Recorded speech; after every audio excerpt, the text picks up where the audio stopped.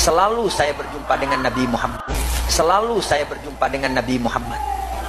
Pergi ke Madinah, saya tidak mau pulang, saya mau tinggal di Madinah. Tapi Nabi selalu bersabda kepada saya, irji ila Indonesia, fa innaka fikal barakah.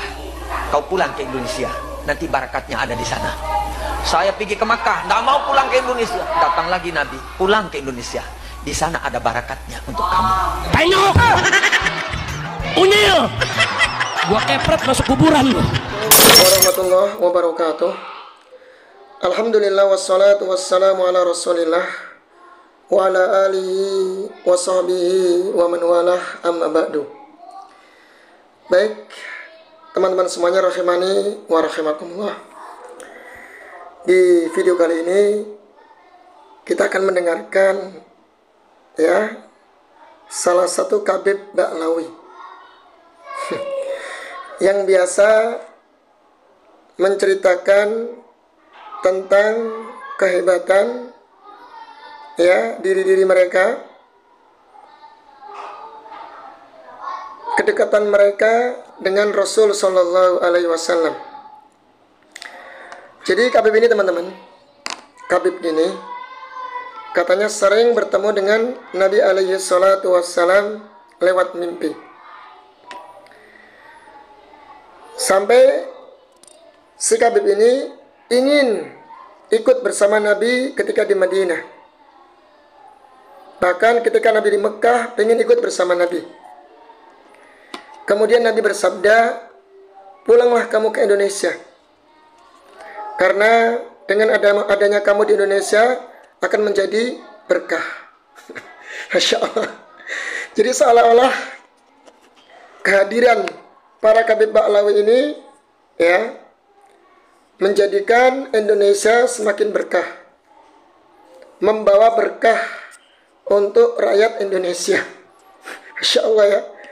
Jadi mereka luar biasa teman-teman ya, doktrin mereka luar biasa. Ya, katanya kedatangan mereka di Indonesia ini, yang mereka mengaku cucu para nabi, itu membawa keberkahan untuk rakyat Indonesia. Apa iya teman-teman yang seperti itu? Apa justru membawa ajaran-ajaran yang menyesatkan, minta kepada kuburan, bikin salawat-salawat, wirid-wirid yang tidak pernah diajarkan oleh Rasul Shallallahu Alaihi Wasallam, ya. Tapi mereka mengklaim adanya mereka ini Indonesia semakin berkah. Itu katanya dia dengar ketika mimpi ketemu Nabi. Nabi bersabda, pulanglah kamu ke Indonesia saja, ya, karena dengan dirimu itu akan membawa keberkahan untuk rakyat Indonesia. Masya Allah, teman-teman rahimani wa rahimakumullah. Perlu kita ketahui bahwasannya orang yang bertemu dengan Rasul Shallallahu Alaihi Wasallam, meskipun lewat mimpi, itu tidak bisa dijadikan dalil. Ya, siapapun yang bertemu dengan Nabi Alaihi Salatu Wassalam lewat mimpi, ini nggak bisa dijadikan dalil. Karena konsekuensinya, kalau orang bertemu dengan Nabi Alaihi Salatu Wassalam, lantas dia jadikan dalil dari mimpi tersebut, maka artinya syariat Islam belum sempurna dong. Karena masih banyak wahyu yang turun. Ya, masih banyak wahyu yang turun. Berarti syariat Islam belum sempurna. Dan konsekuensinya, dia menjadi seorang sahabat Nabi Alaihi Salatu Wassalam. Maka ini keliru teman-teman ya. Jadi sebagian orang-orang sufi dari kalangan Ba'lawi atau yang lainnya menjadikan mimpi sebagai dalil. Makanya mereka bikin wirid-wirid khusus, doa-doa khusus, dibaca sekian kali, beribu kali.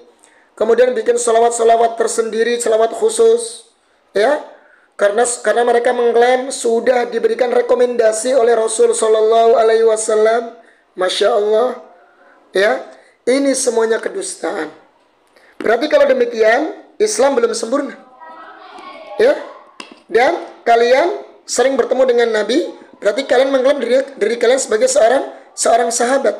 Sedangkan yang bertemu dengan Nabi, sedangkan definisi sahabat itu adalah orang yang bertemu dengan Nabi, kemudian dia beriman kepada Nabi alaihi salatu wassalam dan meninggal dalam kondisi Islam. Berarti definisi sahabat ini tidak ada gunanya dong. Ya, kalau masih ada yang sering bertemu dengan Nabi, entah lewat mimpi mereka katanya, bahkan Nabi sering hadir di majelis mereka. Ya, ini aneh teman-teman ya. Ini keyakinan yang nyeleneh. Ingat teman-teman, mimpi para nabi, ya itu baru namanya wahyu. Ru'yatun nabi wahyun ya.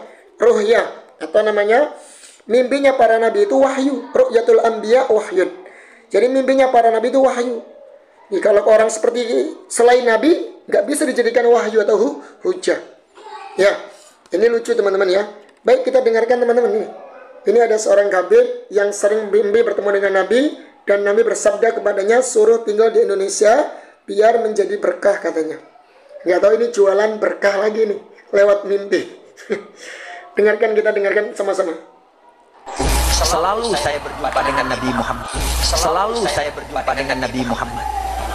Pergi ke Madinah, saya tidak mau pulang, saya mau tinggal di Madinah. Tapi Nabi selalu bersabda kepada saya, irji ila Indonesia, fa innaka fikal barakah. Kau pulang ke Indonesia, nanti barakatnya ada di sana. Saya pergi ke Makkah, tidak mau pulang ke Indonesia. Datang lagi Nabi, pulang ke Indonesia. Di sana ada barakatnya untuk kamu. Ayo, Unyil, gua kepret masuk kuburan lu. Selalu saya berjumpa dengan Nabi Muhammad. Pergi ke Madinah, saya tidak mau pulang, saya mau tinggal di Madinah. Tapi Nabi selalu bersabda kepada saya, irji ila Indonesia, fa innaka fikal barakah. Kau pulang ke Indonesia, nanti barakatnya ada di sana. Saya pergi ke Makkah, tidak mau pulang ke Indonesia. Datang lagi Nabi, pulang ke Indonesia. Di sana ada barakatnya untuk kamu. Ayo, Unyil, gua kepret masuk kuburan lu. Teman-teman ya. Jadi begitu mereka ya, Masya Allah, jual berkah biasanya. Ya katanya tinggalnya kamu di Indonesia ini membawa keberkahan. Katanya sabda Nabi lewat mimpi begitu ya. Jadi si Kabib tadi ingin ikut Nabi ke Mekah, kamu jangan pulang sono ke Indonesia aja. Ikut Nabi lagi ke Madinah, ya. Pulang sono, jangan ikut di siang tinggal di sini. Karena adanya kamu di Indonesia akan membawa keberkahan. Gimana teman-teman? Yakin kedatangan mereka membawa keberkahan ataukah membawa musibah? Baik teman-teman, kita akan dengarkan penjelasan dari Al-Ustadz Dasman Ma'ali, ya, Dr. Dasman Ma'ali terkait masalah mimpi seorang muslim yang bertemu dengan Nabi alaihi salatu wassalam. Baik, kita simak bersama-sama videonya.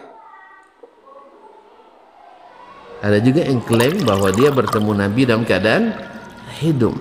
Ya, ini akan ada juga pendapat ini para pendukung yang mempertahankannya mati-matian. Ada. Ya. Kalau yang mendebat nanti ada yang mendebat. Ada. Orang yang bisa bertemu dengan Nabi makamnya khusus pula. Ya, kalau makam khusus kan klaim itu. Nah, kalau bertemu dengan Nabi SAW dalam hidup, ya, seperti bertemu langsung seperti beliau hidup, belum selesailah syariat. Akhirnya mereka dengan alasan itu membuat syariat baru dalam agama ini.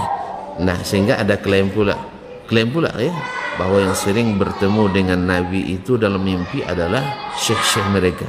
Wahabi tak pernah bertemu Nabi dalam mimpi. Subhanallah. Mimpi siapa yang bisa deteksi? Saya nak nanya, ada alat detektor mimpi? Uji kebenaran mimpi ada alatnya? Ada. Semua akan klaim nanti. Orang Syiah apa lagi? Dia klaim Ali, dia bertemu dengan Nabi. Di situ ada Abu Bakar, ada Umar, di situ ada Ali. Ali diangkat setinggi-tinggi sama Nabi, Abu Bakar sama Umar macam anjing dibuatnya. Percaya, Bot?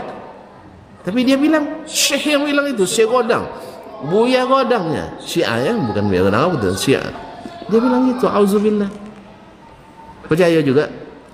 Jadi ada klaim seperti itu bahwa syekh-syekh kami sering mimpi bertemu Nabi. Syekh kalian tidak pernah bermimpi ketemu Nabi. Memang beda. Orang pendusta suka menjajahkan mimpinya, dan orang yang ikhlas jarang menceritakan mimpinya, kecuali dalam keadaan diperlukan. Makanya kaum muslimin dan muslimat dirahmati Allah, makanya para ulama as-salaf memang tidak membanggakan mimpi, karena mimpi itu yang namanya mimpi. Sama sekarang saya mimpi beristri lagi, mimpi aja, tidak jadi kenyataan. Rasanya bahagia luar biasa ya Pak ya, pakai mobil mewah, berhiaskan bunga, masuk ke istana megah seolah milik sendiri, pas bangun rumahnya belum punya. Mimpi jelas.